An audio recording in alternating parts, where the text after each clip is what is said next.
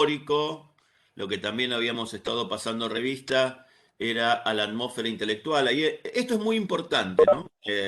Porque de alguna manera va a marcar el derrotero de la teoría social weberiana. Eh, a ver, primero lo que diría ahí es la diferencia respecto del ambiente intelectual en el que se forma el pensamiento de Durkheim, por ejemplo, ¿no? Mientras en Francia, piensen ustedes que son coetáneos, ¿no? Son contemporáneos Durkheim y Weber. Mientras en Francia el peso del positivismo llevaba un poco a Durkheim a pensar en cierta identidad, digamos, ¿no? Entre las ciencias sociales y la ciencia, entre la sociología y las ciencias naturales, ¿no? No había una diferencia sustantiva, más bien la propuesta de Durkheim es utilizar, digamos, el modelo de conocimiento científico para conocer el mundo social, ¿no? De una manera no muy crítica. En el, en el, en el caso digamos, de Alemania, la situación era distinta, ¿no? Ahí, lejos de identificar o de unificar el campo de la ciencia, lo que se planteaba en Alemania, en el horizonte intelectual en el que se formó Weber, era básicamente la distinción, ¿no? Entre las ciencias de la naturaleza y las ciencias del espíritu. Habíamos pasado revista, ¿no? A cómo, según algunos autores, las ciencias del espíritu se diferenciaban por su objeto y su método, por el fin cognoscitivo, ¿no? Por el tema del valor, la presencia del valor. Y luego avanzamos en algunos presupuestos, el tema de la multideterminación, la distinción entre juicios de valor y juicios de hecho, ¿no? Para pensar la relación entre... Hablamos alguna vez de esto cuando vimos la relación entre teoría y praxis y mencionamos a Weber. Y también trabajamos con el tema digamos, de la perspectiva historicista, ¿no? Del pensamiento weberiano, en el sentido de que para Weber los fenómenos sociales son únicos e irrepetibles, tienen un contenido histórico que los hace singulares en última instancia. Y habíamos también pasado revista un poco a su propuesta de la sociología comprensiva, ¿no? Y ahí habíamos marcado por ahí un poco el gran aporte, la singularidad del pensamiento weberiano. Porque mientras Marx y Durkheim pensaban que el objeto de la teoría social, digamos, debería ser relaciones sociales objetivadas, ¿sí? Algo que está por fuera de los individuos, está más allá de la voluntad de los individuos y que tiene la capacidad de condicionarlos en sus comportamientos individuales, ¿sí? De constreñirlos, de influenciarlos, ¿sí? La idea de Weber es completamente otra, ¿no? Él no parte de relaciones sociales objetivadas, sino que parte de la gente, ¿no? Parte del actor. Eh, por eso su énfasis en la acción, ¿no? El objeto de la sociología comprensiva para Weber era la acción social. Y habíamos visto que la acción social era para Weber toda conducta humana en la que el sujeto enlaza un sentido subjetivo, ¿no? Y ahí la importancia, dada la importancia que tienen los sentidos, ¿no? Los motivos de la acción, la importancia justamente de pensar una sociología comprensiva, una sociología cuyo método no fuera la observación exterior de los fenómenos sociales para poder explicarlos en esos términos, sino más bien desentrañar los sentidos, y por eso la idea de comprensión y no de explicación causal, ¿no? La comprensión está previa a la explicación causal en todo caso en Weber. Y habíamos también avanzado con los tipos ideales, ¿no? Habíamos hablado del tipo ideal como una herramienta metodológica que básicamente procede a través de la acentuación analítica de algunos elementos de la realidad, la construcción, digamos, a partir de algunos elementos, construir un concepto que tenga determinadas características que lo hagan de alguna manera coherente y que el fin de los tipos ideales es más bien un fin cognoscitivo, ¿no? Es una herramienta metodológica para poder aprender la realidad, ¿no? Habíamos dicho que en esa idea de la multideterminación, la multicausalidad de los fenómenos sociales, era y dado que los motivos podrían ser múltiples en relación a la orientación de la acción, ¿Cómo resolvía Weber esa cuestión? Pensando en tipos ideales de acción social, ¿no?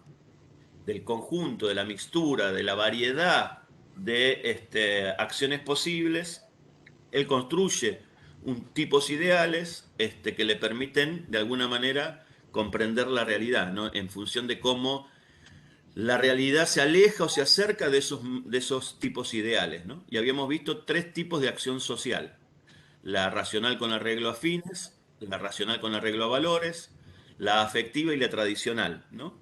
Y ahí me interesa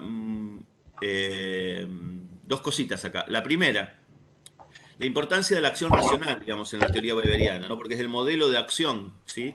Y de alguna manera es la acción que está debajo de las sociedades contemporáneas, de las sociedades modernas, ¿no? Más bien las sociedades tradicionales, las sociedades medievales, para ponerlo en algún marco histórico concreto, el tipo de acción dominante era la acción tradicional. En las sociedades capitalistas modernas, el tipo de acción social dominante va a ser la racional con arreglo a fines, ¿no? Y la acción racional con arreglo a fines tiene que ver básicamente en la selección de los mejores medios para alcanzar los fines de la acción, ¿no? Eh, y eso es muy importante. ¿Por qué? Porque va a tener consecuencias, digamos, Weber, como va a asociar la modernidad al desarrollo de esa racionalidad con arreglo a fines, para él va a tener cierta importancia en lo que debería esperarse a futuro, digamos, de la modernidad, ¿no? Y de alguna de sus consecuencias negativas. Digo, ahí yo les había dado el ejemplo de alguna manera, cuando uno quiere abastecerse en el mercado, ¿no? Va con una serie, el objetivo, el fin es comprar todo lo necesario para la vida diaria. Y lo que va, uno va con dinero y selecciona las mercaderías que más le convienen en función de los recursos que tiene, ¿no? Esa es una clara acción racional con arreglo a fines. Habíamos visto también que uno podía pensar en el desarrollo de una carrera universitaria como una arreglo, digamos, como una acción racional con arreglo a fines. Y también, nada, a ver, quería plantearles un ejemplo que después quisiera retomar para pensar algunas cosas, ¿no? Digo, claramente la pandemia nos impuso en relación a las interacciones sociales plantearnos ciertos protocolos, ¿no? Los protocolos son de alguna manera el medio que nos permiten sostener las interacciones sociales en la vida diaria bajo este contexto, ¿no? Eh, es básicamente una forma, digamos, en la cual nos estamos vinculando ahora en el medio de este desarrollo, de este fenómeno mundial que es la pandemia, ¿no? Y lo voy a tomar en cuenta porque luego vamos a plantear el tema de la racionalidad instrumental a partir de esto, ¿no? Pero la idea ahí, de nuevo, retomo esta idea. Lo típico de la acción racional es la selección de los medios más adecuados para la obtención de los fines, ¿no? Y también habíamos pasado revista la noción de relación social, ¿no? Y habíamos hablado de una conducta plural, es decir, cuando están entrelazadas de alguna manera las interacciones entre las personas, la acción social está entrelazada y donde la conducta está recíprocamente referida, ¿no? Orientándose por esa reciprocidad, dice Weber.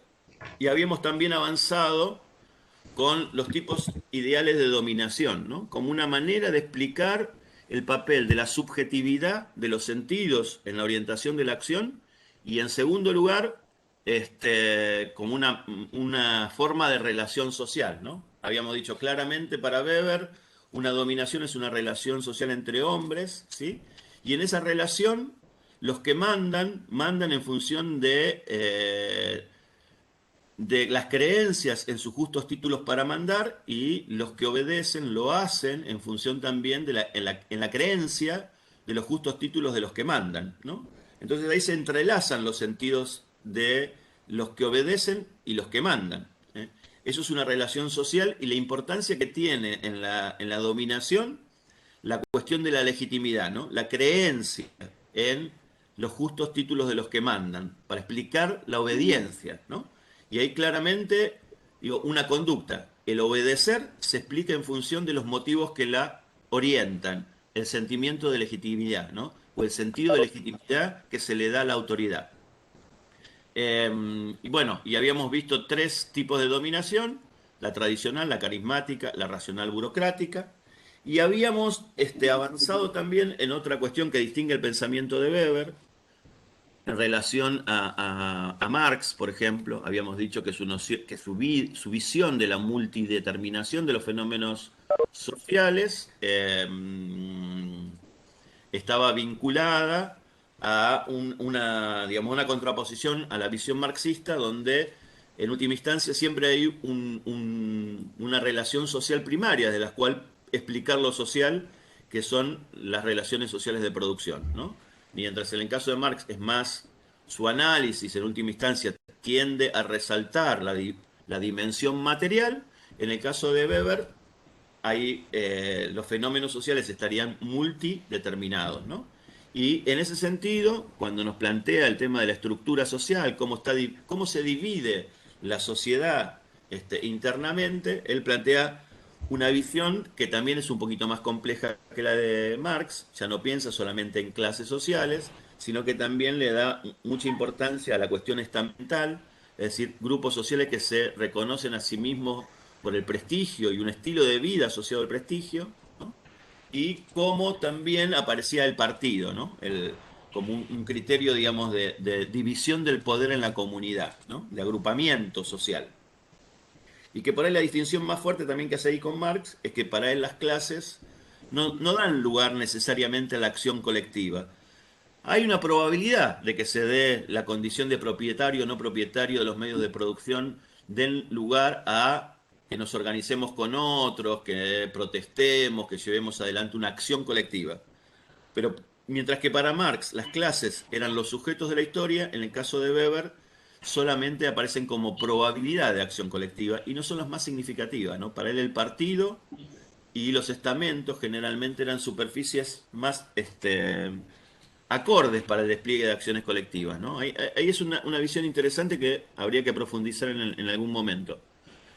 Y nos quedaba por entrar a la cuestión del capitalismo en Weber. Eh, pero antes de empezar con esta última parte de Weber, creo que había algunas preguntas en el chat. Mm, No, solo preguntan si podés dejar el PowerPoint para ponerlo en el aula. sí, sí, después lo dejamos en el aula. Se escucha, estoy escuchando bastante mal igual. Bien, sigamos. El tema del capitalismo en Weber. A ver, quiero retomar algunas ideas para de ahí partir la cuestión del análisis del capitalismo. A ver, la idea de que la sociología para Weber no se explica tanto a ver, el análisis weberiano no nos propone centrarnos en relaciones sociales objetivas que están más allá de la voluntad del sujeto, ¿sí? Que son apersonales inclusive, ¿no? Que cristalizan en relaciones sociales de producción o en instituciones, como en el caso de Urgeniano, ¿sí? Sino más bien centrarse en la acción. Y la acción lo lleva básicamente a preocuparse por el sujeto, ¿no? La idea de que la sociología weberiana es una sociología centrada en la acción y en el agente, mientras que la visión del análisis social que proponen Durkheim y Marx se centra en relaciones sociales objetivas, ¿no? Independientes de la voluntad de las personas.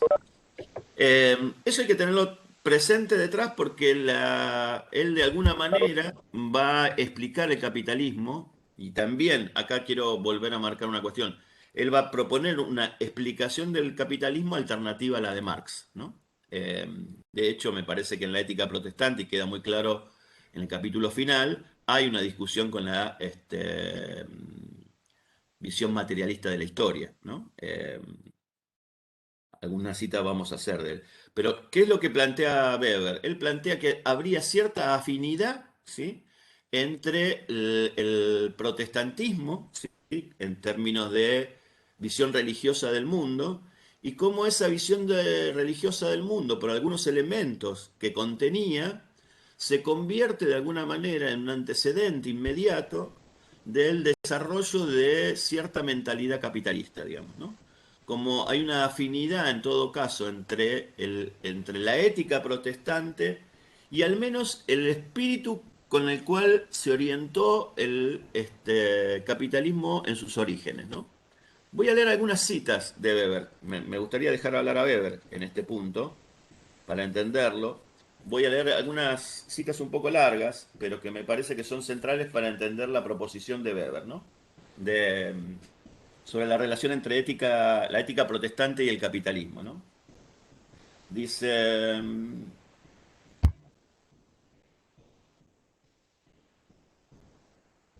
ay, acá, perdón, me había confundido de cita. A ver, consta este libro de dos trabajos escritos hace algún tiempo que intentan arrimarse en un punto concreto de gran importancia a la médula más difícilmente accesible del problema, ¿no? Determinar la influencia de ciertos ideales religiosos en la formación de una mentalidad económica, de un etos económico, fijándonos en el caso concreto de las conexiones de la ética económica moderna con la ética racional del protestantismo ascético, ¿no? ¿Qué dice Weber, digamos, ¿no? Fíjese cuál era su propósito. Su propósito era buscar la cierta afinidad histórica entre el despliegue de cierta ética vinculada al protestantismo y el desarrollo de la mentalidad económica moderna. ¿Qué va a decir Weber? Weber dice que históricamente el capitalismo se había definido o había sido definido por ser una forma de organización económica en la cual los agentes económicos estaban motorizados por el espíritu de lucro. Lo que va a decir es que espíritu de lucro siempre hubo en los agentes económicos, pero que el capitalismo como forma de organización de la actividad económica y de la producción, con el grado de centralidad que tiene en la vida económica, solamente se da en Occidente, ¿sí? Solamente se produjo en determinado momento histórico en Occidente, ¿no? Cerca del siglo XVI, ¿no? Y lo que él va a encontrar es que esa forma de organización, el capitalismo, ¿por qué se caracterizaría? El capitalismo es para Weber, ¿sí? A ver si tengo la definición acá, pero es una definición en donde lo que él resalta, él dice que el capitalismo es la explotación racional del trabajo formalmente libre, ¿no? Donde lo que queda, digo, si uno lo escucha rápidamente, y ustedes ya tuvieron la clase de Marx con Christian, pareciera que la definición es muy cercana a la de Marx, ¿no? Explotación racional del trabajo formalmente libre. Pero donde va a estar determinado el núcleo de su definición es en la noción de racionalidad, ¿sí?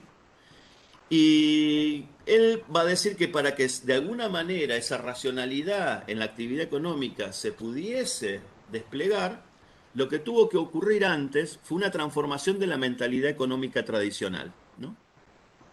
Y esa mentalidad económica tradicional, de alguna manera, va dejando su lugar a una cosmovisión distinta de la actividad económica a partir del desarrollo de la ética protestante. La ética protestante, él toma tres elementos, ¿no? Que distinguirían para él la ética protestante y que tendrían una influencia decisiva en la actividad económica, que son la noción de profesión, predestinación y ascetismo, ¿no? Por un lado, la idea, digamos, de predestinación, ¿no? La visión del protestantismo, a diferencia del catolicismo, ¿qué es lo que interpretaba? Que el reino de los cielos, ¿sí? De alguna manera, aquellos que iban a ser salvados, para el catolicismo, las personas se salvan en función de sus buenas obras, ¿no? La salvación se alcanza a través de las buenas obras. El protestantismo lo que va a plantear es que, de alguna manera, como Dios es una, ya todo lo sabe, y por lo tanto Dios ya sabe quiénes van a ser salvados, ¿no? Y quiénes van a ser condenados eternamente. Eh, por tanto, ¿no? Por tanto, dado que ya estaríamos predestinados, ¿no? A quienes van a ser salvados y quienes van a ser, de alguna manera, condenados eternamente, La idea es que para una persona en los siglos XVI, XVII, ¿no? Piensen ustedes, donde la cuestión religiosa era una cuestión cotidiana, ¿no? Donde las personas en realidad interpretaban el mundo a través de la religión, era una cuestión muy significativa ver quién podría haber sido predestinado o no a la salvación, ¿no? Vuelvo sobre la misma idea. El catolicismo lo que plantea es la idea de la salvación a través de las buenas obras. El protestantismo dice, Dios es un ser racional, ya sabe, digamos, ya él vio el inicio y el fin del tiempo, porque Dios está en todo tiempo y lugar, en todas partes. Por lo tanto, ya sabe quiénes van a estar predestinados, ¿no? De alguna manera, el hombre religioso de esa época, calculo, imagínense, estaría muy angustiado por saber si estaba condenado eternamente o si iba a ser salvado, ¿no? Todos los días se levantaría con esa angustia. La visión del protestantismo continúa con la idea de la profesión. ¿Cómo puedo saber yo que soy una de las personas elegidas para la salvación? Bueno, la manera de poder comprender si uno estaba de alguna manera, según Weber, ¿no? Eso habría llevado a los protestantes al trabajo, digamos, al apego a la profesión. Porque la manera de tener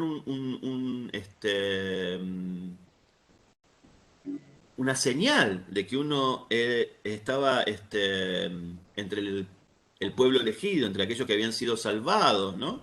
Este, para el reino de los cielos, era que uno hiciera engrandecer la obra de Dios en la tierra. Y eso, según Weber, habría llevado a los protestantes a concentrarse en la profesión, ¿no? Mientras que el catolicismo tradicional, el prototipo de hombre religioso, era el hombre que se encerraba en el, este, en el monasterio y rompía con la vida cotidiana y se pasaba días horas del día en contemplación y oración. El hombre protestante, el hombre religioso protestante, dedicaba a la actividad cotidiana porque la manera de verificar si había sido salvado por el plan divino, si estaba predestinado a la salvación, era si era un instrumento del engrandecimiento de la obra de Dios en el mundo. ¿Se entiende? Entonces, la noción de predestinación se vincula a la noción de profesión y hacía que el modelo de ideal de este hombre religioso no fuera aquel que se dedicaba a la oración y a la contemplación, sino a una actividad concreta en el mundo, ¿no? A la vida práctica, no a la vida contemplativa. Y la otra cuestión es el ascetismo, ¿no? Lo típico del protestantismo es también condenar, discutió con la iglesia de su momento respecto un poco de las cuestiones del lujo, ¿no? La acumulación para el lujo ostentoso no era algo que Dios viese con buenos ojos. En cambio, la acumulación en función de transformar el mundo y engrandecer la obra de Dios en la tierra era de alguna manera bien vista. Entonces lo que plantea en el marco, digamos, de la visión religiosa de las sectas protestantes, calvinistas básicamente, ¿no? Entonces, ¿qué plantea Weber? Que de alguna manera el protestantismo, el desarrollo de esta cosmovisión religiosa al interior del catolicismo, pero rompiendo con él, de alguna manera habría propiciado el desarrollo de una actividad, de una mentalidad para la actividad económica en términos de la racionalidad. ¿Por qué? Porque primero la dedicación permanente a la actividad económica en la vida cotidiana, ¿sí? En segundo lugar, la cuestión del ascetismo, ¿no? La posibilidad de acumular, pero no de ostentación, ¿no? No de un lujo suntuoso, sino de acumular para seguir esa transformación del mundo a través de la actividad económica, porque se evidenciaba ahí la idea de la salvación eterna, ¿no? Entonces, de alguna manera, el protestantismo lo que hace es diluir el peso de la mentalidad tradicional y posibilita el desarrollo en el terreno de la economía de una mentalidad racional que va a ser el sustrato cultural que posibilita de alguna manera el desarrollo del capitalismo, ¿no? Si antes el protestantismo no hubiese operado en esa transformación de la mentalidad tradicional, si no hubiese de alguna manera generado condiciones para el despliegue de una mentalidad racionalista en la empresa económica, no habría habido capitalismo, porque el capitalismo es la explotación racional del trabajo formalmente libre, ¿no? Centrado básicamente en esa idea de racionalidad. Eso es lo que distingue de alguna manera a el capitalismo. Y voy a una última cita, al final del libro, ¿no? Cuando termina, que me parece que es muy clara en eso, y es clara también incluso en meterle un matiz a esta idea de la proposición beberiana de entender el capitalismo como algo completamente opuesto a la visión marxista, ¿no? Eh,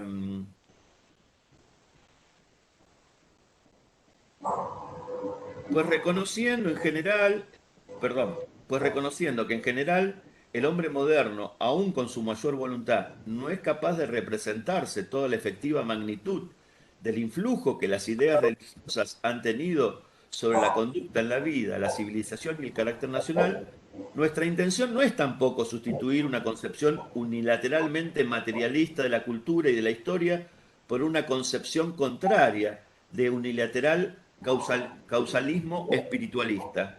Materialismo y espiritualismo son interpretaciones igualmente posibles, pero como trabajo preliminar, si por el contrario pretenden constituir el término de la investigación, ambas son igualmente inadecuadas para servir a la verdad histórica, ¿no?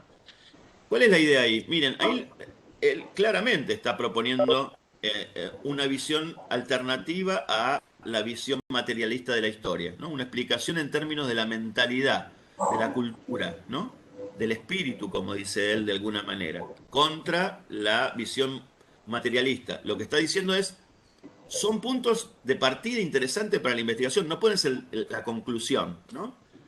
Si yo parto, digamos, de alguna manera me adelanto en la conclusión y cierro cualquier discusión apelando, digamos, a una interpretación prefijada de los fenómenos, ya de alguna manera lo que estoy es clausurando la posibilidad del debate teórico, ¿no? Bueno, la idea es esa, ¿no? La explicación que da Weber del capitalismo es su asociación, ¿sí?, a el desarrollo de una mentalidad económica que está en estrecha vinculación con el protestantismo y el papel que tuvo la ética protestante en la disolución de la mentalidad tradicional y la posibilidad del despliegue de una mentalidad alternativa que de alguna manera racionalizara el proceso económico.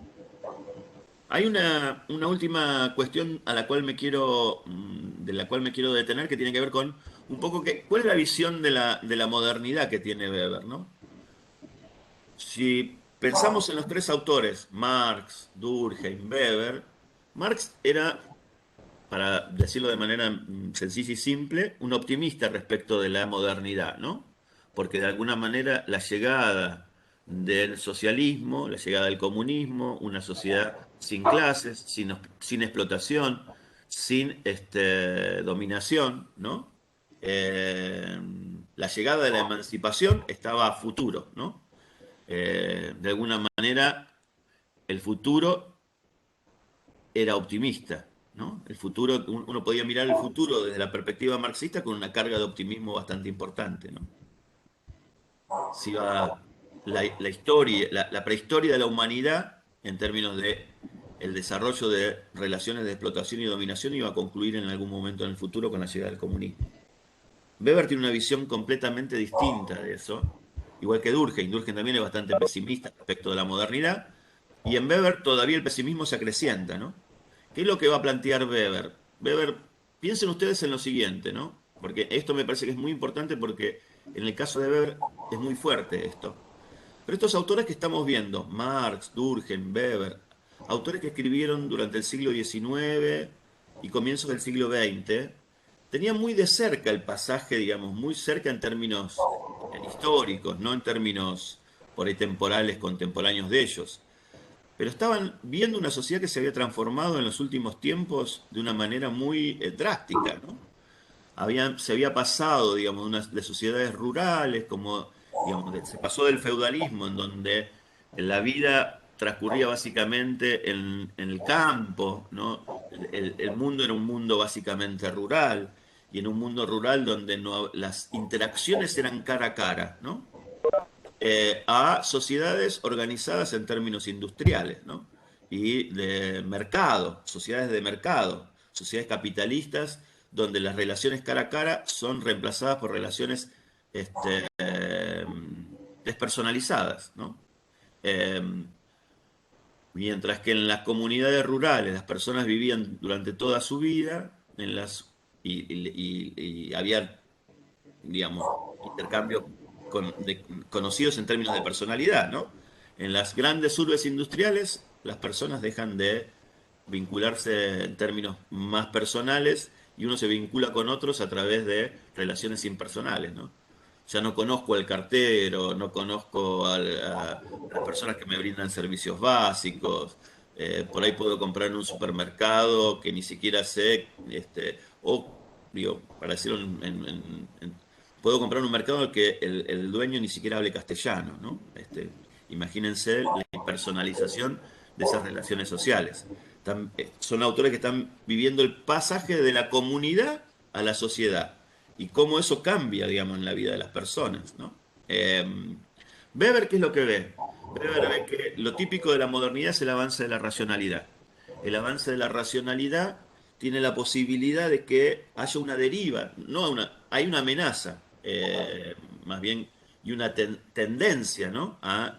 Donde los medios, ¿no? En esta idea de la racionalización, de la racionalidad respecto a fines, la idea de que crecientemente nos centremos más en los medios que en los fines de la acción, ¿no?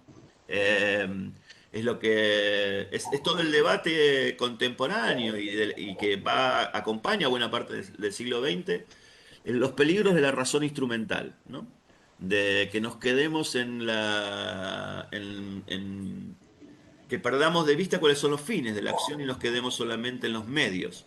Eh, Voy al ejemplo de los protocolos, ¿no? Los protocolos, pensémoslo en los siguientes términos, ¿no? Los protocolos de interacción durante la pandemia fueron pensados para que justamente nos podamos encontrar también. Cuando nos encontramos, que la acción pueda suceder sin riesgos, ¿no? Pero la idea es mantener la interacción, ¿no? Y cuando uno habla de interacción también está hablando de cierta empatía con el otro, ¿no? Ahora, lo que puede haber, digamos, cuando las sociedades se protocolizan, digamos, cuando las relaciones sociales se protocolizan, es perder esa idea de empatía, ¿no? Y que nos centremos cada vez más en los protocolos y que estemos más preocupados por responder a los protocolos que por responder, digamos, a la empatía que me debería vincular con el otro, ¿no? Lo típico de la sociedad, digamos, de la racionalidad con arreglo a fines corre el riesgo de que nos desplacemos más hacia los instrumentos, hacia los medios, que hacia los fines de la acción, ¿no? Y lo que Weber decía es que lo típico, digamos, dado que el capitalismo es un modo, digamos, de organización social y económica, en donde prima un tipo de acción social racional, lo típico es que de alguna manera, en las sociedades modernas, quien se erija como la gran dominante sean las burocracias, ¿no? Las burocracias que justamente son las que administran los instrumentos, ¿no? Hola, hay un micrófono que me está haciendo ruido. Hola. ¿Alguien tiene el micrófono abierto para cerrar porque se escucha de afuera? Bueno, a ver, ¿cuál es la preocupación de Weber? Y para no alargar mucho esto, la idea es la siguiente. La modernidad entroniza, digamos, a la racionalidad como forma típica de acción social. La racionalidad respecto a fines puede derivar, digamos, en un predominio de los medios, que nos centremos crecientemente en los medios antes que en el fin de la acción. Eso puede llevar al dominio creciente de de la racionalidad instrumental. Y quienes dominan la racionalidad instrumental son las burocracias, ¿no? Y él lo que veía como horizonte comprometido de la modernidad, digamos, cuando él ve con cierto pesimismo la modernidad, es que el horizonte que le espera a la modernidad es el de la burocratización, ¿no? La de la jaula de hierro. Él habla de una máquina sin espíritu, ¿no? La idea es que finalmente nos centremos más en los medios de funcionamiento antes que en los fines para los cuales pensamos algunos dispositivos, algunas cuestiones, ¿no? Eh, y lo que él veía que a medida que la sociedad se burocratizaba, las relaciones sociales cristalizaban y en esas relaciones sociales que cristalizan, lo que ocurre es que el sujeto pierde crecientemente autonomía y libertad. Y recordarán que yo les planteé al principio que Weber era claramente un liberal. Su preocupación por la situación política alemana es porque de alguna manera Alemania atrasa en términos de desarrollo político, se ha modernizado económicamente, pero las instituciones políticas no coinciden, hay una disonancia. Y eso ha permitido que algunas fuerzas políticas muy tradicionales y autoritarias, como la aristocracia, los militares y las burocracias, se conviertan en la fuerza dominante, ¿no? Lo que va a plantear Weber es que frente a esa situación, digamos, de dominio creciente de la burocracia, él creía que había que buscar algún tipo de mecanismo centrado en la búsqueda de un líder carismático que de alguna manera permitiera controlar esa burocracia, ¿no? Y le diera una direccionalidad política. La paradoja que siempre se marca de Weber es que lo que ocurrió, que finalmente ese líder carismático terminó siendo Adolfo Hitler, ¿no? Y que llevó al paroxismo la matanza, ¿no? La matanza adquiere el genocidio, digamos, ¿no?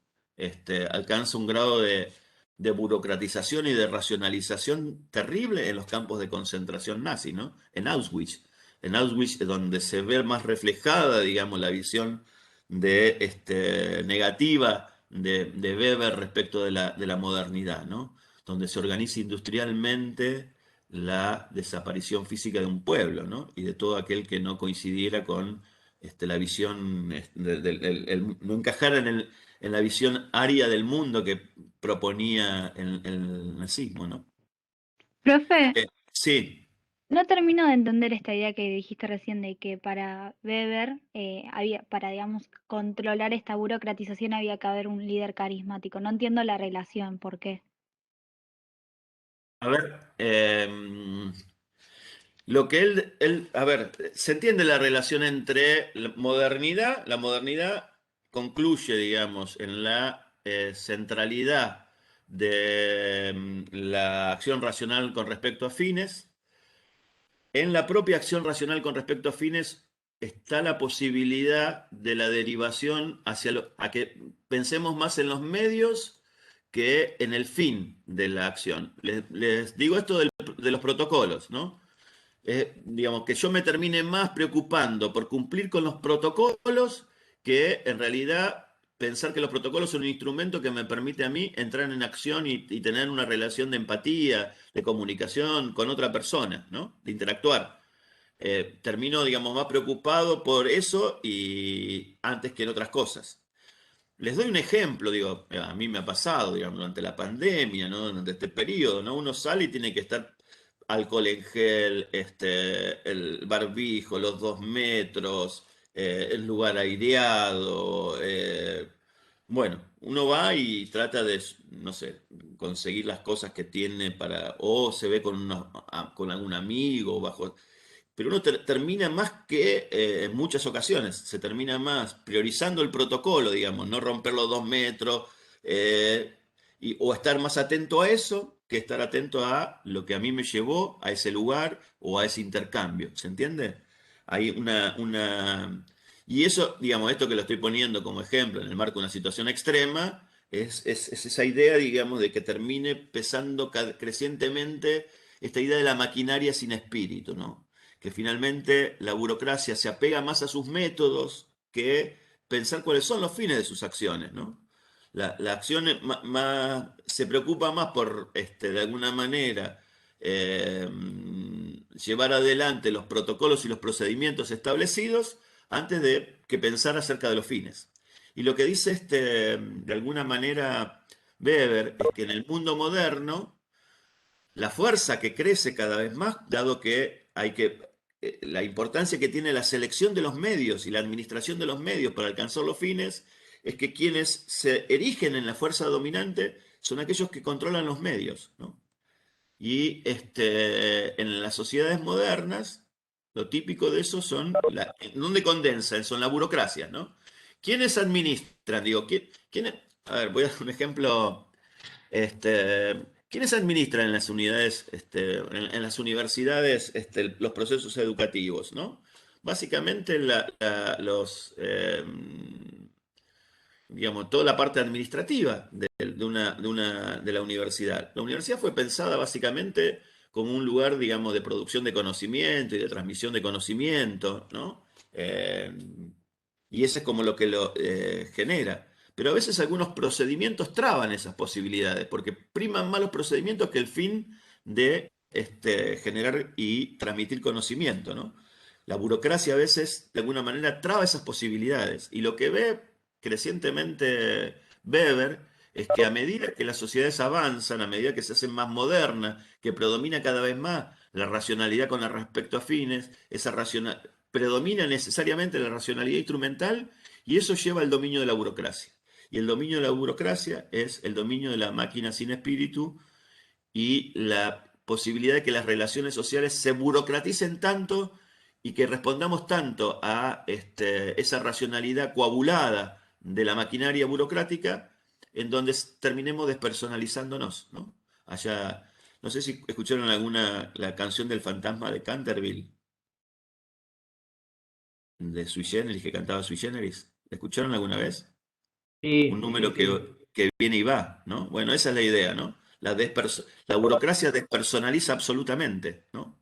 Este, somos un número que viene y va. Esa es un poco la idea de la burocratización, ¿no? En un horizonte social futuro donde no haya posibilidad de libertad para los sujetos, ¿no? Eso es lo que ve Weber como consecuencia de la modernidad. Más que la agudización de la lucha de clases, más que la posibilidad de digamos, un horizonte anómico, lo que ve Weber y la preocupación de Weber es la cristalización de las relaciones sociales que de alguna manera es como una derivación del predominio de la racionalidad instrumental, ¿no? Que es una derivación necesaria de la racionalidad con arreglo a fines como modo de acción social dominante en las sociedades modernas. ¿Mm? ¿Se entendió eso? A ver. Hola. Hola. Sí, sí, gracias. Ay, ¿a dónde estoy? ¿Quién era que había preguntado si le puede? A ver, acá, Julio, A ver, buena pregunta. espera ¿Puede ser? que me perdí. Me fui de la pantalla, no sé ni dónde estoy. Ah, No sé bueno. cómo vuelvo. A ver, voy a hacer. Oh.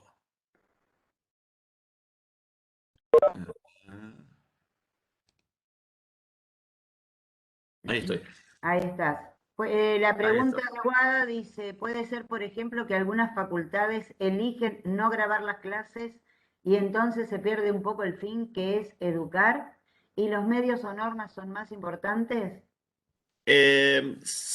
Digamos, si el impedimento está en términos, digamos, de la apelación a una racionalidad formal, ¿no? Digo, esa sería la idea.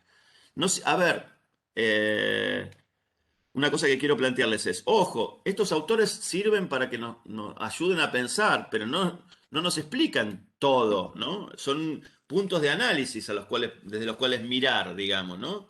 Eh, Acá la idea es que finalmente, digamos, el peso de la burocracia a veces termina evitando la resolución de un problema, digo. Claramente, digo, ustedes como trabajadores sociales, es más, creo que eh, me gustaría detener un minuto la grabación para decirles algo bien fuerte, pero ustedes se van a enojar mucho con esto que van a ver ustedes a diario. Van a enojarse. ¿Por qué? Porque ustedes se van a encontrar a veces con situaciones en las cuales tienen que intervenir, con situaciones y casos, ¿sí? Que a veces no están contempladas por la política en la cual ustedes intervienen, ¿se entiende? Ustedes como trabajadores sociales, en algún momento, digo, van a trabajar en el Estado, van a trabajar en un programa, en una política. La política y el programa, de alguna manera, racionaliza, ¿no?, la intervención, define quiénes son los, entre comillas, los beneficiarios de la política, cómo se accede, ¿sí? Y en muchas ocasiones las personas no pueden acceder a un beneficio porque no cumplen alguno de las cuestiones que están estipuladas. Y uno sabe que esa persona lo necesita, ¿no? Bueno, ahí está la idea del peso de la burocracia. No puedo ingresar una persona a un programa determinado que creo que podría ser un beneficiario porque no cumple lo que está normatizado. La importancia de las normas, la coabulación de las normas, ¿no?, que deviene de la racionalidad, ¿no? ¿Por qué hay una racionalidad? Porque la intervención está racionalizada, ¿no? Hay un procedimiento que seguimos, porque hay una burocracia que seguir, ¿no? No intervengo según mi arbitrio, según lo que quiero yo. Mi intervención está encuadrada, está normatizada, ¿no? Bueno, la posibilidad de que eso termine pesando más que los objetivos de la intervención, ¿no? Y la idea es cómo en las sociedades modernas cada vez más nos centramos en el procedimiento, ¿no?, en el procedimiento y en los instrumentos, por eso la idea de la razón instrumental en los medios, más que en los fines, ¿no? Esa es la idea de máquina sin espíritu. La máquina es una máquina que reproduce un procedimiento, pero que no tiene una direccionalidad, ¿se entiende? Y eso es lo que ocurre en las sociedades modernas, cómo se autonomizan ciertos procedimientos, porque a eso lleva un poco la racionalidad moderna, que nos centremos más en los medios que en los fines, ¿no? Y en ese contexto, quienes de alguna manera se convierten en la fuerza dominante son los que administran, ¿no?, estas normas y estos recursos de vinculados, digamos, a la administración burocrática, estatal o privada, ¿no? Porque también ocurre en lo privado, dice él, ¿no? Las economías, también las empresas, y eso también fue visto por otros autores posteriores. Bueno, la idea es que, qué sé yo, la empresa capitalista ya no depende solamente de la voluntad del dueño, ¿no? Hay accionistas, hay regulaciones, ya no depende de la voluntad, ¿no? Bueno, esa es la idea del peso de la burocracia, ¿no? Y de lo que nos ocurre. Y ahí la idea es justamente esa, ¿no? Lo que está viendo Weber es que, y la preocupación de Weber no sería tanto en términos de igualdad o de justicia social como en el caso de Marx, sino que la preocupación de él es la autonomía, la libertad del sujeto, en un horizonte donde, digo, llevándolo al máximo, ¿no?, donde finalmente la fuerza dominante sea la burocracia, va a ser imposible que tengamos autonomía y libertad. ¿Y cuál era la idea? ¿Cómo controlar? Digamos, y ahí había otra pregunta, el tema del líder carismático. ¿Cómo controlar a esta fuerza política, digamos? ¿Cómo controlar esta tendencia a la cristalización de las relaciones sociales? Bueno, ahí, ¿qué pensaba Weber? Ahí volvía a la idea de dominación carismática. ¿Se acuerdan que yo les dije que en términos de tipo ideales, ¿no? Un tipo ideal es un instrumento, es una herramienta que él propone que construyamos los cientistas sociales, ¿sí?, acentuando tomando algunos elementos de la realidad, abstrayéndolos, ¿sí?, construyendo un concepto y con ese concepto ir a la realidad. ¿Cómo le explico la realidad? Le explico en términos de cómo se acerca o se diferencia de ese concepto, de ese tipo ideal, ¿se entiende?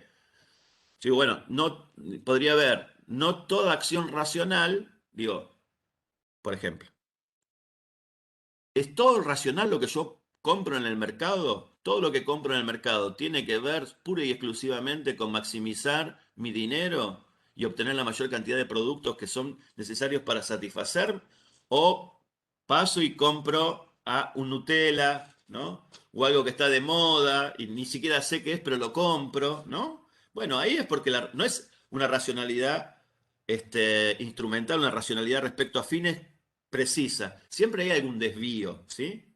Entonces, ¿cómo explico yo? Lo explico en función de la cercanía o la lejanía que tiene con el tipo ideal. Voy a dar otro ejemplo. En los años 60, 70, América Latina, sobre todo el Cono Sur, sufrió dictaduras militares, ¿no? Digo, no sé si tuvieron historia, pero para recordarles, en 1964 hay un golpe militar en Brasil, 1970 un golpe militar en Uruguay, 1976 en Argentina, 1973 en Perú, perdón, en Chile. Y digamos, en ese contexto hay un autor argentino que escribe sobre esas dictaduras, se da cuenta, digamos, de que tienen una característica novedosa. Eso no son dictaduras militares como las anteriores, donde los militares venían, golpeaban, sacaban al que estaba de turno y llamaban rápidamente elecciones. Los militares ocupan el poder del Estado y lo ocupan por un largo periodo de tiempo e intentan remodelar las relaciones sociales. Es una intervención que va más allá de sacar momentáneamente un gobierno y poner otro. ¿Se entiende? Es una intervención donde los militares, usando el Estado, intentan remodelar estructuralmente la sociedad, desde arriba. ¿Y qué es lo que se plantean? El autor planteó el concepto de Estado burocrático autoritario, ¿sí? Un concepto, ¿sí? Tomando estos modelos, digamos, estas formas de intervención militar novedosa, alude el concepto de régimen burocrático autoritario. El régimen burocrático autoritario tiene 4 o 5 características su definición. ¿Cómo explicaba cada caso? Lo explicaba, digamos, cuando iba, le permitía a él entender el régimen brasileño, el régimen argentino, ¿no? De hecho, el autor de que estoy hablando es Guillermo O'Donnell y trabajó sobre el régimen burocrático autoritario en la Argentina, tomando la intervención de Onganí, digamos, del 66 al 73, caracterizando eso. Pero ese concepto, en realidad yo explico una realidad nacional, podría tomar ese concepto para explicar la realidad chilena, la realidad argentina, la realidad uruguaya, la realidad brasileña, por cuánto se acercan o se alejan de esta definición, ¿se entiende? Ahí capturo la particularidad, la singularidad de cada una de estas experiencias. Pero ¿cómo puedo capturarla? Porque tengo un concepto que me ordena la visión. Esa es la idea del tipo ideal, en última instancia, ¿sí? Eh, Recuerden cuando hablamos de los tipos ideales de dominación, hablamos de la dominación carismática. ¿Y qué era lo característico del tipo ideal de dominación carismática? Era que era extracotidiana, ¿no? Y que se sustentaba. ¿Qué significa que era extracotidiana? Que no se basa en la rutina. Es algo que aparece e irrumpe y trastoca la escena cotidiana, ¿no? Y además se sustentaba en la creencia en ciertas dotes sobrenaturales del portador del carisma, dice Weber, ¿no? Bien, ¿qué plantea Weber? Perdón, porque aparte por ahí me comí una parte de lo argumental, porque él está pensando esto muy en relación a la situación alemana, ¿no? ¿Se acuerdan ustedes que en términos políticos les dije, hay una disociación entre la modernidad, la modernización económica y la modernización política, ¿no?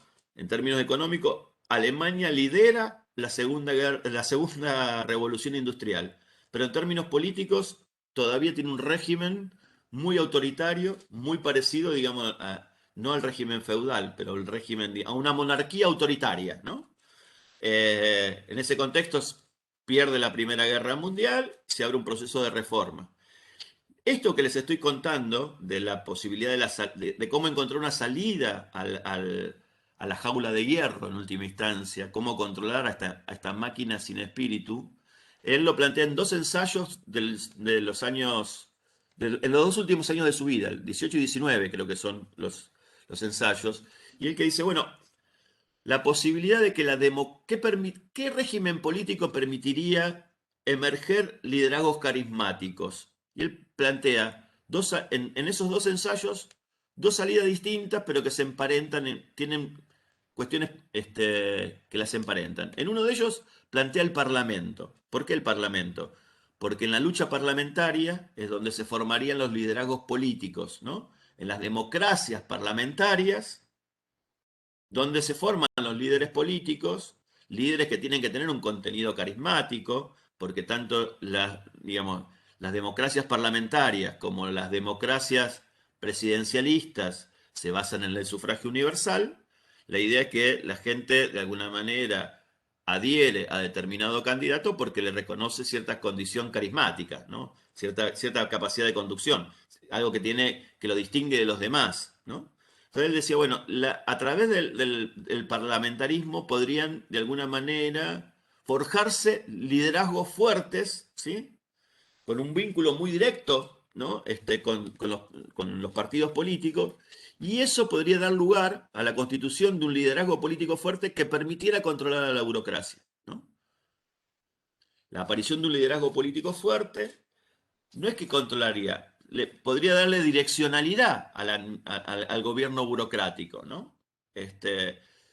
Y lo mismo cuando él plantea una democracia plebiscitaria, ¿no? La idea de de que el líder nazca del sufragio popular, ¿no? Eso le iba a dar un poder sustentado en el carisma que iba a poder, según él, ¿no? En un diseño institucional correcto, permitiría de alguna manera la emergencia de un líder político que no está asentado en los procedimientos y que de alguna manera podría controlar a la burocracia, al poder de la burocracia, ¿no? Pero ¿cuál es la idea que está de fondo? Digamos, la idea que está de fondo es mucho más que esto. La idea de fondo es la irrupción de lo carismático como algo que descoyuntura lo que es una forma de dominación asentada. ¿Se entiende? En el mundo moderno, la dominación de forma asentada es la burocracia, el régimen legal burocrático. ¿Se acuerdan que los vimos, no? El tipo de dominación legal burocrática. La dominación carismática lo que hace es, como se recuerdan ustedes, es extracotidiana, ¿no? Esto significa que no aparecen líderes este, carismáticos todos los días, ¿no? Es extracotidiana porque es algo más bien que no es cotidiano, no es diario, ¿no? Es más bien una irrupción. Bueno, esa posibilidad, lo que está planteando él es cómo lo carismático, ¿no? Cómo la apelación a la figura del líder carismático, lo que permite es que la burocracia no termine asfixiando el sistema político, ¿no?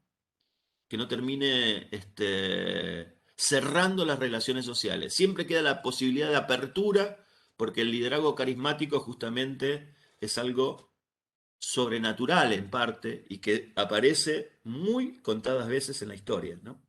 Lo que él pensaba era que si se pasaba de un régimen, digamos, si se iba, Alemania, en lugar de tener un emperador, iba a un régimen parlamentario e iba a un régimen, o un régimen, digamos, de democracia plebiscitaria, presidencialista, si quieren ustedes, ahí la idea era que la lucha política iba a forjar al liderazgo, mientras que el monarca en realidad era elegido, digamos, por modos tradicionales.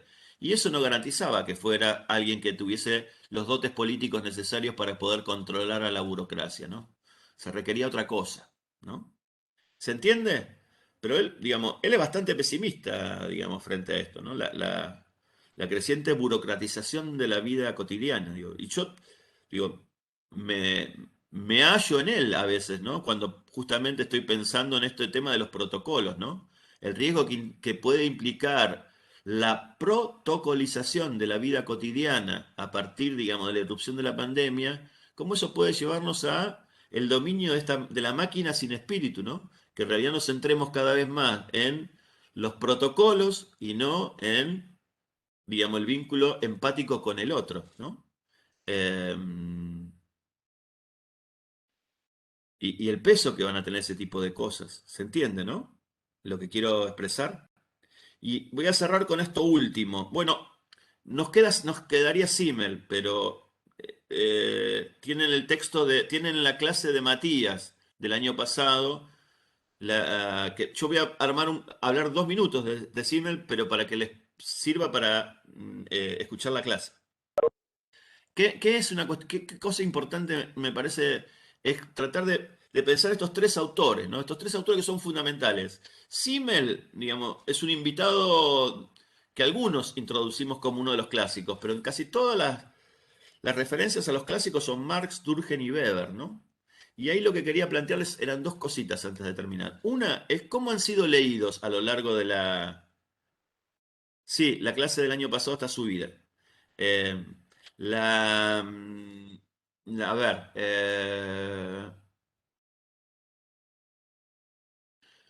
¿Cómo han sido leídos estos tres autores? En distintas épocas se han leído de manera distinta la relación entre estos tres autores, ¿no?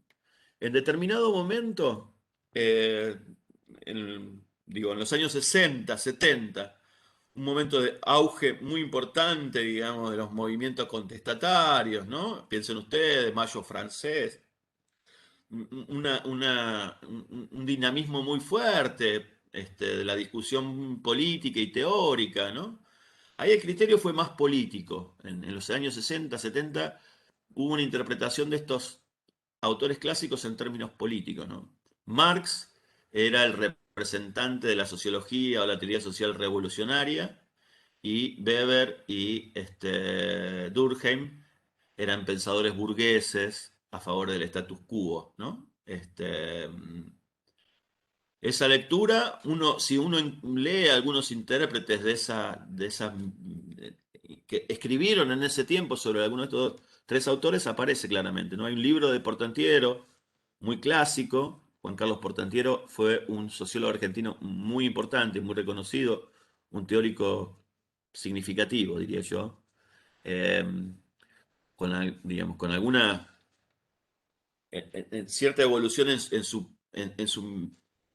vínculos políticos que en algún momento le hicieron criticable, ¿no? Él empezó siendo un marxista, un teórico marxista muy reconocido, y terminó cercano, digamos, al radicalismo. Fue uno de los asesores importantes en algún momento de la presidencia de Alfonsín, ¿no?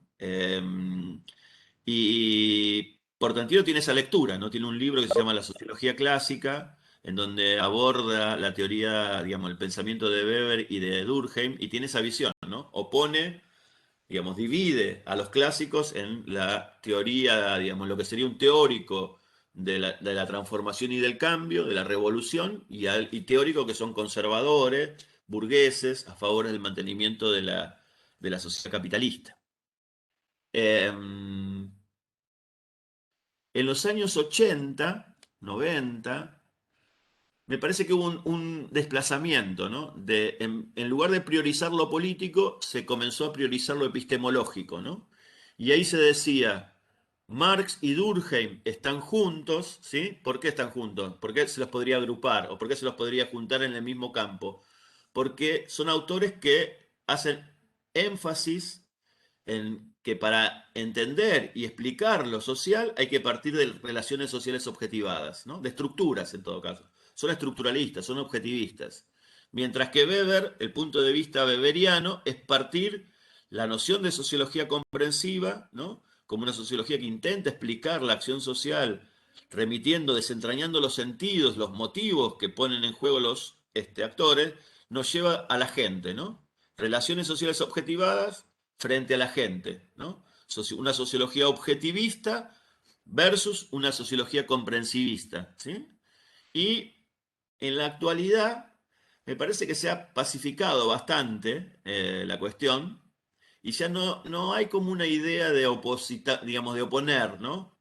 O por cuestiones políticas o epistemológicas, sino de por ahí recuperar, no cayendo en un eclecticismo, sino en realidad recuperar la obra de estos tres autores como autores que son significativos para pensar lo social, ¿no? Siguen siendo autores que los tres son válidos, digamos, ¿no? No es pensar a unos contra otros, sino más bien tratar de reconocer que los tres hacen aportes significativos para el conocimiento de las sociedades contemporáneas, ¿no? Estaba pensando, miren, digo, le doy tres ejemplos de cómo recuperar estos tres autores y cómo por ahí sería válido incorporarlos en un análisis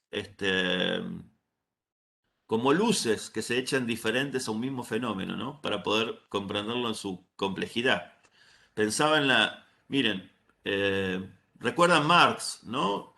Marx decía que la transformación social y el cambio social se daba cuando las relaciones sociales de producción existentes se convertían en corset del desarrollo de las fuerzas productivas materiales, ¿no? ¿Se acuerdan ustedes eso, no? Uno podría pensar, a mí esta idea de Marx me ayuda a pensar, por ejemplo, a cómo en las sociedades modernas, en el mundo actual, frente a esta coyuntura, hay algo de esto, ¿no? Digo, ¿por qué? El desarrollo de las fuerzas productivas materiales nos permitió en un tiempo récord, para la historia, digamos, de las vacunas, contar con una vacuna muy rápidamente, ¿no? Digo, en diciembre se declara la pandemia, en mayo teníamos abril, mayo ya estaban las primeras pruebas de las vacunas, ¿no? Que terminan en las que nos estamos aplicando ahora. Estamos de acuerdo que eso ocurrió, ¿verdad? ¿Sí? El desarrollo de las fuerzas productivas materiales permitió contar con una vacuna rápidamente, ¿sí? Ahora, ¿dónde está la traba de la vacuna? ¿Por qué no llegó masivamente a la población mundial? ¿Por qué no se está distribuyendo masivamente? Porque en realidad la distribución responde a las relaciones de producción existentes, ¿no? A la propiedad privada de los medios de producción. Entonces, lo que a mí me muestra el mundo contemporáneo es que hay un desacople, ¿no? Un desacople entre el desarrollo de las fuerzas productivas materiales que nos permitió, entre comillas, a las sociedades humanas o a los humanos ahora contar con una respuesta rápida. Pero las formas de propiedad nos impiden que las relaciones de producción existentes nos impiden contar con esa solución de manera masiva, ¿no? Por eso se está discutiendo la propiedad, ¿no? El tema de, bueno, liberen las patentes, ¿no? Esa es la idea. Bueno, las vacunas ya están. Lo que hace falta ahora es distribuirlas de una manera distinta. Y no son los estados ni la política los que intervienen la obturación de la distribución, sino son las empresas, ¿no? Las empresas que se escudan en la propiedad privada, no en la patente. La otra cosa es pensar en el tema de pensar este mundo, digamos, como un mundo anómico, ¿no? También en términos de Durkheim, ¿no? La pandemia ha producido una situación de anomia, ¿no? No hay un discurso compartido, no hay regulaciones que sean aceptadas por el conjunto de la población. Aparecen muy enfáticamente, digamos, sectores que tienen mucha amplificación en términos mediáticos, pero en varios lugares del mundo, ¿no? Aparecen los antivacunas, los negacionistas, los que hablan o pretenden, digamos, encontrar detrás de las políticas de cuidado y protección amenazas a la libertad individual, ¿no? Y la constitución de un Estado totalitario, ¿no? Hay una situación que uno podría caracterizar en el debate público, por lo menos en términos de anomia, ¿no? Y también en términos, digamos, de Weber, pensar esto, ¿no? Yo tengo, digo, por lo menos tengo tengo ciertos temores de que la protocolización termine autonomizándose de su verdadero fin, ¿no? Que era la de cuidarnos, pero también era la de permitir el encuentro, ¿no? Que finalmente se autonomice tanto los protocolos, que terminemos y centrándonos tanto en los cuidados que implican los protocolos, que terminemos impidiendo que las relaciones sociales, que los encuentros sociales eh, sean posibles, ¿no? Y lo pienso en mí mismo también, ¿no? Digo, yo creo que voy a quedar con una especie de TOC. No voy a poder estar en algunos lugares si no están abiertas las ventanas, ¿no? Porque justamente hemos internalizado tanto la idea del cuidado y de la protección de uno y de los otros. Y bueno, nada, esa posibilidad de que los medios se autonomicen respecto de los fines, ¿no? Y terminen dictándonos o influenciando nuestra conducta de manera determinante los medios ante que los fines, ¿no? Y ahí nos encontremos justamente con esa idea del dominio de la máquina sin espíritu o en la famosa jaula de hierro, donde las personas perdamos autonomía. Eso es un poco lo que quería transmitirle de los clásicos. Y de Simmel, una sola cosa, digamos, sumar a Simmel como autor clásico. ¿Qué plantea Simmel como cuestión importante? Básicamente la idea de que no hay una esencia social, ¿no? No hay una esencia de lo social, ¿no? Más bien, lo social es resultado, digamos, lo que hay son interacciones sociales. No hay sociedad, lo que hay son interacciones sociales. ¿Y qué le importa a Simmel fundamentalmente? Las formas que adquieren la interacción social, ¿no? Ahí Matías juega con la noción de forma y contenido, ¿no? O forma y materia. La materia de la interacción social son las personas relacionándose entre sí. Ahora, esas interacciones que nos damos en la vida cotidiana podrían dar lugar a lo que, digamos, en un juego muy parecido a lo que habla Weber de tipos ideales, ¿no? Uno podría encontrar ciertas formas que se repiten, ¿no? O construir a partir de la observación ciertos modos, digamos, en donde la interacción se repite. Voy a dar dos ejemplos que incluso de alguna manera han polarizado a la teoría social, ¿no? Claramente, la cooperación y el conflicto son formas posibles de interacción social, ¿no? Que se ven a diario, ¿no? Y que tienen la forma tiene su propia dinámica, ¿no? Para que haya cooperación tiene que haber comunicación, tiene que haber acuerdos, tiene que haber coordinación, ¿no? El conflicto da es otra manera de relacionarlos, ¿sí? Y, digamos, cooperación puede haber, a ver, y esta idea de la forma y el contenido, ¿no? Podemos estar cooperando para, no sé, auxiliar a alguien que sea accidentado. Ahí la materia es auxiliar a alguien. Pero también podemos cooperar para llevar adelante un emprendimiento económico. También podríamos cooperar para, no sé, resolver un problema público, ¿se entiende? Más allá del contenido, lo que es una forma común de interacción social, la cooperación. Eso es lo que le interesa a Simmel. Mientras que Weber se centraba en los motivos y los sentidos de la acción, Simmel se centra en la interacción y sobre todo en las formas posibles y los tipos sociales, ¿no? Ahí la idea es por ejemplo, el pobre es un tipo social y un tipo social que no tiene una sustancia independiente de la interacción social. Lo que le importa a Simmel básicamente es que los tipos sociales y las formas sociales son resultado de los procesos de interacción social, ¿no? Y que es posible aislar en la noción de acción recíproca, ¿no? Como modo de interacción, es posible de alguna manera centrarse en las formas, ¿no? Que adquiere la interacción social. Como dije antes, la cooperación, el conflicto, la competencia, la solidaridad, ¿sí? Son formas de interacción social que son independientes de los fines que tiene en cada caso concreto, ¿no? Y que se pueden aislar. Las formas sociales son el objeto de la sociología para Simmel. Y también es un autor que se centra en la interacción, en los agentes, antes que en las relaciones sociales objetivadas, ¿no? En la interacción, más que en las relaciones sociales objetivadas.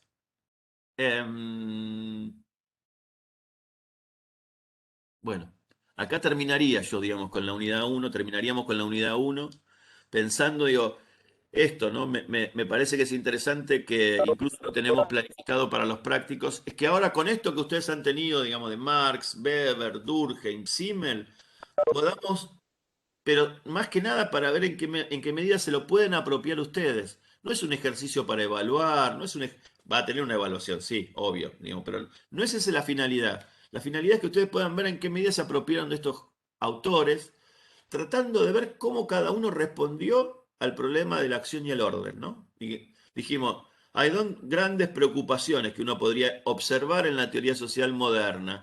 La preocupación de cómo explico la acción, cómo explico digamos, los procesos donde las personas interactúan entre sí, cómo explico las interacciones, la acción de los sujetos en la vida social, y segundo, cómo explico el orden, ¿no? Es decir, algo que observamos, hay regularidades, hay jerarquías, hay normas, ¿no? Que blindan de alguna manera determinadas formas de hacer, pensar y sentir que cristalizan, ¿no? Entonces, nada, la idea es cómo cada autor respondería de manera distinta, tal vez, al tema del orden, ¿no?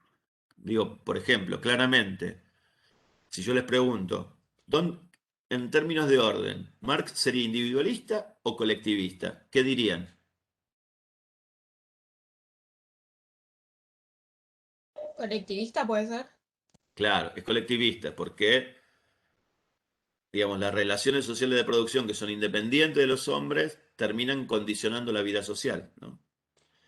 Y Weber, ¿qué sería? ¿Colectivista o individualista? Chan. Piensen ustedes cuál es el punto de partida, ¿no? Piensen en clave de sociología comprensiva.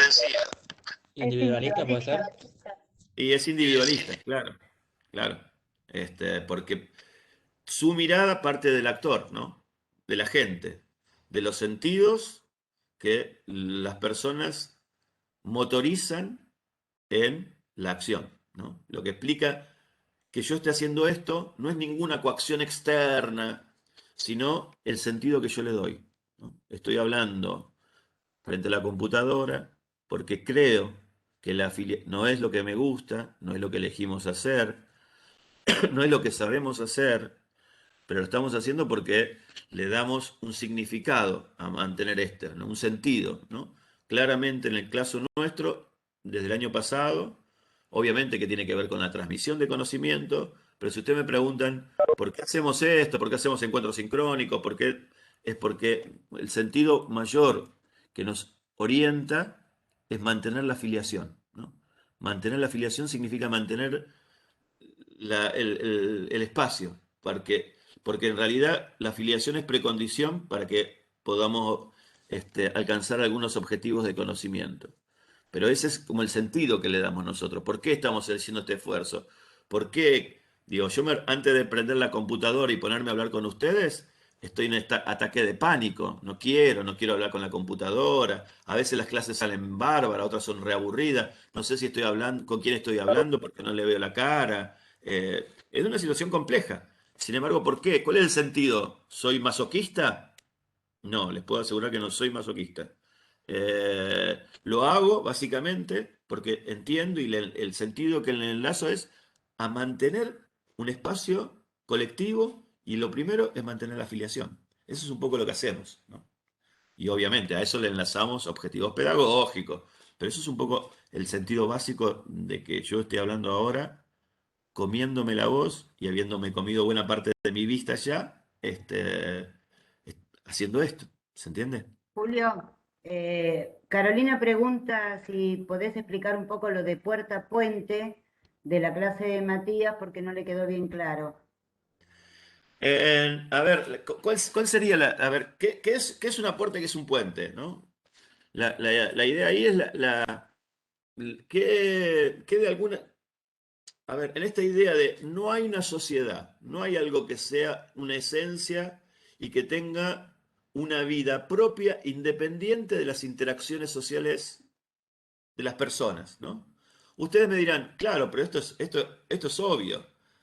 No es tan obvio, ¿no? No es tan obvio y además no es tan no está tan sostenido en la teoría social. Claramente para Marx, cuando Marx habla de las relaciones sociales de producción, está hablando de relaciones sociales objetivadas, independientes de los sujetos, más allá de la voluntad y del reconocimiento de que las personas estén ahí, ¿no? Es algo que ha cristalizado, que se ha objetivado y que cobra autonomía. Obviamente que primero hubo alguien que en alguna vez le ofertó a alguien, te compro tu fuerza de trabajo para que me ayudes a hacer esto. Pero eso una vez se sistematizó, se autonomizó de esos dos que entablaron una relación y cristalizó en una relación social que hoy nos implica a todos, ¿no? Entonces, ¿cuál es la idea? En Simmel, no son esas relaciones objetivadas, cristalizadas, sino el, el hacer humano, ¿no? Y por eso la idea, bueno, el hombre es el único animal que construye puentes, ¿no? Y que piensa en términos de camino, pero pensando en términos de lo que une. No es digo, yo veo hormigas también hacen camino, pero es una pulsión, este, instintiva en todo caso. Los hombres buscamos conscientemente relacionarnos con otros, ¿no? Y trazamos de alguna manera puentes, caminos. Esa es la idea de la urdidumbre de lo social. ¿Cómo construimos lo social desde la interacción con otro? Ahí se arma. No existe la sociedad. Lo que existe son la trama de interacciones que cotidianamente ponemos en juego. Esas interacciones dan lugar a ciertas formaciones sociales estables, como las formas, ¿no?, de interacción social, ¿no? Formas de acción recíproca, la cooperación, el conflicto, la competencia, la solidaridad, ¿no? La rivalidad, bueno, miles de cosas. La idea es esa, ¿no? La idea de cómo el sujeto, de alguna manera, es el hacedor de la vida social a partir de la interacción y el vínculo con el otro, ¿no? En el tejer, en el coser, en el vincular, ¿no? En la interacción, más que nada. Esa es la idea de Simmel, ¿no? Por eso es un autor que es colectivista en términos de orden o es individualista.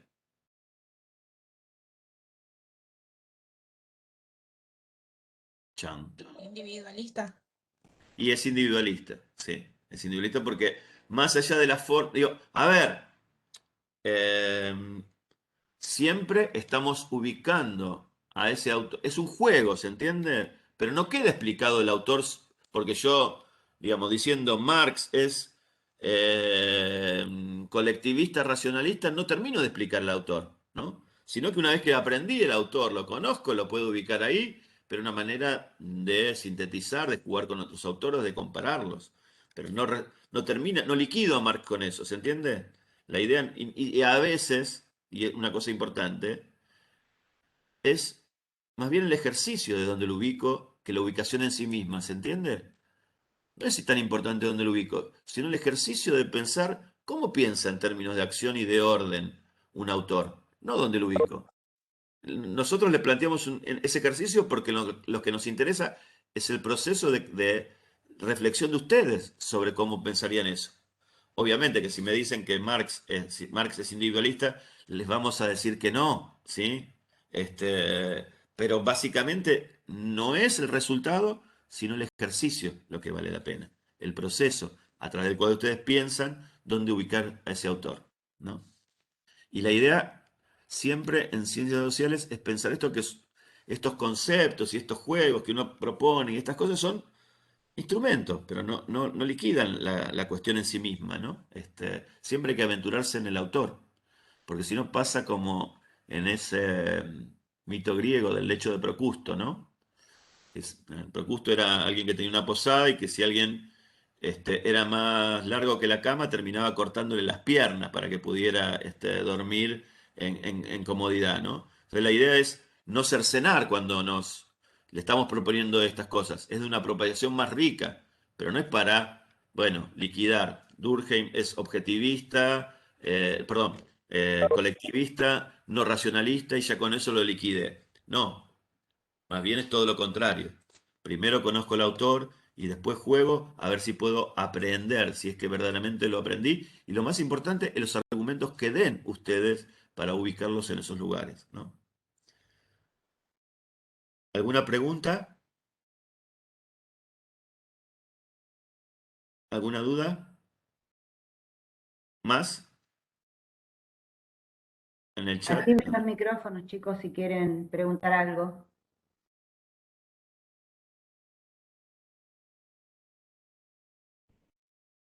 Si no le funciona el micrófono, levanten la mano y escriban. Bueno, no veo ninguna pregunta en el chat, salvo que se me haya pasado. No, dice Rocío que re claro todo. Bueno, dejamos acá. Miren, les vamos a estar comunicando en algún momento que estamos pensando en hacer algún cuestionario de cierre de la unidad 1. Después les vamos a decir la modalidad, la forma. Y el martes que viene arrancaríamos con estructural funcionalismo. A ver, arrancamos con la unidad número 2. Vamos a ver teorías estructuralistas. Ahí vamos a ver, la primera corriente teórica que vamos a ver es el estructural funcionalismo. La clase va a quedar habilitada en el transcurso del día. Hoy habilitamos la clase. ¿Cuál es la modalidad que vamos a implementar para la clase que viene? Y esto se los pido que si ustedes, si a ustedes les parece, bueno, les parece no, les voy a proponer otra modalidad de trabajo. Digamos, la explicación de Parson está toda en la solapa. Vamos a funcionar de esta manera. La idea es que ustedes lean esa solapa y cada uno formule 2 preguntas para subir a un foro.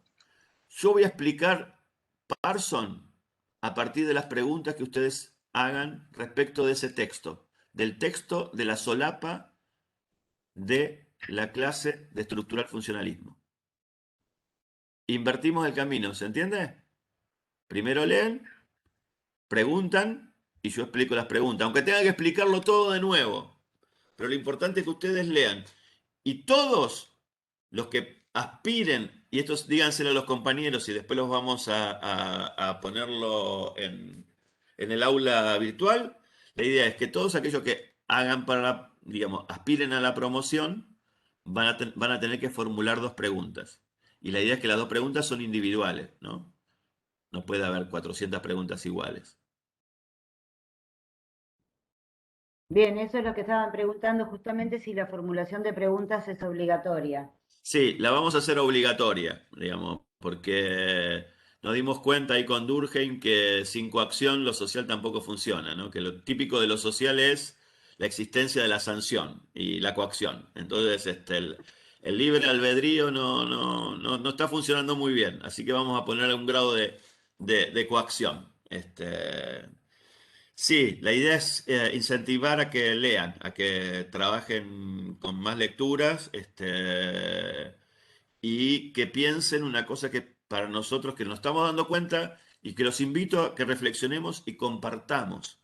Ustedes están en segundo año, la verdad que no tuvieron, ¿no?, clases regulares, no conocen lo que es las clases presenciales. Bueno, digo, ahí hay una cuestión que se los quiero transmitir también. Las clases antes dependían mucho de la oralidad, ¿no? Y de la presencia del profesor, sobre todo en estas materias como la nuestra, que son ideas, ¿no?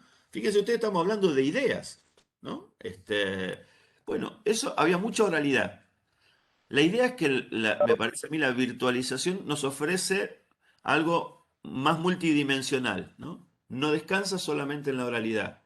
Me parece que es más escritural inclusive. Y ahí la idea es que, bueno, la clase es el conjunto de elementos. Ya no es la exposición del profesor en los teóricos clásicos. Es la lectura de los materiales. Es más, estamos pensando en algo más complejo. De hecho, el producto es algo más complejo, ¿no? Que nosotros todavía no sabemos ni los alcances ni las limitaciones. Y ahí la idea es esta, es llevarlos a la idea de que la clase no es lo que yo estoy haciendo. La clase es la solapa, la bibliografía, los recursos que la acompañan y la explicación del profesor en el teórico. ¿Se entiende? Para los teóricos. Pero la clase empieza primero por la solapa. La solapa es lo que más la bibliografía, el PowerPoint, videos que podamos acompañar o lo que fuera, es multidimensional. ¿Se entiende ahora? Antes era muy unidimensional, ahora es multidimensional, con sus ventajas y sus desventajas, ¿no? Pero nada, me parece que amerita pensarlo esto, eh, y llevarlos a esa dinámica. Por lo menos nuestra oferta es una oferta que combina elementos que tienen que ver con lo escritural y elementos orales. Y les diría así como básico, la clase es el aula virtual, ¿no? No es el encuentro sincrónico. La clase es el aula virtual. El encuentro sincrónico es una apoyatura a lo que está en el aula virtual. No somos educación a distancia, por eso mantenemos los encuentros, ¿no? Pero nada, esto. Y otras cosas que tenemos que ir pensando y se los tiro porque me parece interesante. Ayer lo pensé, ¿no? Eh, Hay algo que nos falta de la presencialidad. Había algo que en la presencialidad nos igualaba, que era el aula misma, ¿no? El aula nos igualaba porque todos estábamos sometidos a las mismas condiciones climáticas, ¿no?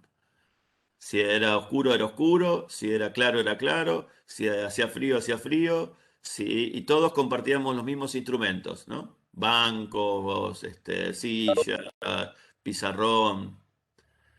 Me parece que la virtualidad, lo que está teniendo como dificultad es que no estamos todos igualados, ¿no? Acá no todos tenemos el mismo equipamiento, no todos tenemos la misma conectividad, no todos tenemos las mismas comodidades en nuestra casa, no todos tenemos las mismas relaciones sociales que nos permitan sustentar, participar de las clases. Entonces, les tiro como para ustedes, les espera más a ustedes que a mí esto. Pero empezar a discutir, digamos, la cuestión de la ciudadanía de alguna manera digital y que un estudiante para poder alcanzar su derecho necesita condiciones mínimas que antes aseguraba el aula. Bueno, ahora tendríamos que ver quién las asegura, ¿no? No puede quedar en la esfera privada. Eso tiene que ver con cuestiones mínimas que tienen que estar garantizadas. Lo primero, la conectividad. Y hay que abolir FiberTel, en algún momento hay que hacerlo, ¿no? No, es una joda eso, pero sí, habría que hacerlo, ¿no? Hay que garantizar a todos conectividad. Creo que eso es digamos, con el tiempo uno va encontrando nuevas cosas para pensar, ¿no? Y esto es una realidad que tenemos. No, la pérdida del aula, además de muchas otras cosas que perdimos con el aula, creo que una de las cosas que se perdieron fue esa idea de un espacio igualador. No lo estamos teniendo ahora. Y yo creo que la igualdad es un objetivo que nos tenemos que tomar en serio en términos de la vida social, ¿no? Digo, no estoy en contra de la virtualización, ni en contra ni a favor. Digo, esto es lo que nos tocó, creo que tiene montones de potencialidades, pero ojo que tiene dificultades, ¿no? Tiene algunas dificultades. Esta que yo la estoy sintiendo como muy notoria, ¿no? Probablemente si todos tuviéramos mejores condiciones de conectividad, equipamiento y condiciones familiares, habitacionales, etcétera, etcétera, muchos tendrían más prendida la cámara y tal vez la relación sería de una manera distinta, ¿no? Y acá también aparece la idea de la racionalidad formal y la posibilidad del dominio de la racionalidad instrumental, ¿no? Me creo que entrando ya cumplí la cuestión. Y bueno, yo cumplí en transmitir, pero nos está faltando la cuestión más en términos de afecto, ¿no? De empatía. Eh, bueno, esa es un poco las cuestiones a discutir, a pensar. Dejo por acá. ¿Alguien tiene alguna pregunta, algo que quiera comentar de esto que estamos hablando? No sé, se los tiro para que lo piensen. Tal vez deberíamos ir pensando las universidades. Deberíamos ir pensando en que uno de los programas a futuro, porque creo que esto, digamos, es una situación que se va a volver a repetir en algún momento determinado.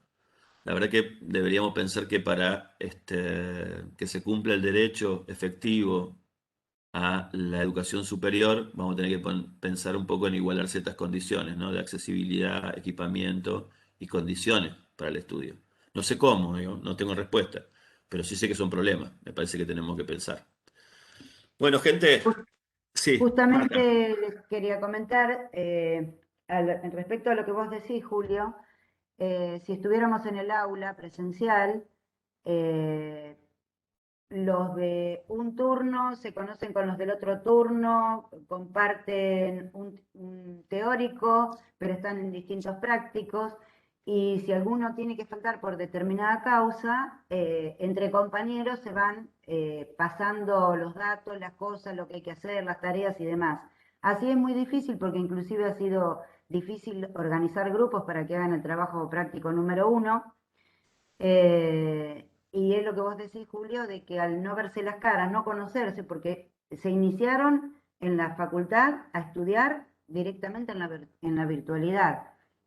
Y lo que a nosotros nos parece a veces que nos deja un poco de sazón es que están los foros abiertos para que pongan las consultas y por ahí vemos una sola o dos consultas nada más. Entonces está muy bueno de que aprovechen ese espacio del foro para consultas que queda debajo del cronograma, por ejemplo.